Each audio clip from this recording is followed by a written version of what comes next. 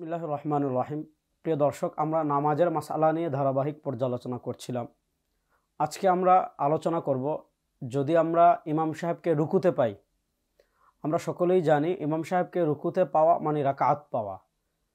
এখন ইমাম সাহেবকে যখন আমরা রুকুতে পাবো, আমরা নামাজে কিভাবে শরিক হব, এটা একটা গুরুত্বপূর্ণ মাসআলা।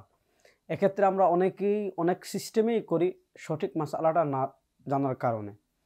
এখানে প্রথম মাসআলা যেটা জানতে হবে, নামাজে তাকবীরে তাহরিমা হলো ফরজ। এজন্য ইমাম সাহেবকে যদি আপনি রুকুতে পান, আল্লাহু আকবার বলে আপনি প্রথমে আল্লাহু আকবার বলে আপনি হাত ছেড়ে দিবেন, হাত বাঁধবেন না। এখানে আছে অনেকে হাত বাঁধে, হাত বাঁধা লাগবে না।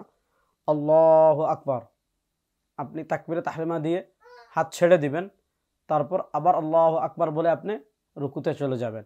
দ্বিতীয় যে তাকবীর দিয়েছেন এটা হলো সুন্নাহ, আর প্রথম তাকবীর হলো ফরজ। এজন্য আমরা অনেকেই অনেক ভুল করি।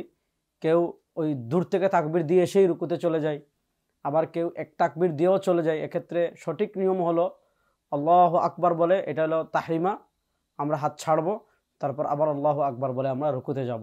আল্লাহ তাআলা সঠিক পদ্ধতিতে নামাজ আদায় করার তৌফিক আমাদের সবাইকে দান করেন। আসসালামু আলাইকুম ওয়া রাহমাতুল্লাহি ওয়া বারাকাতুহু।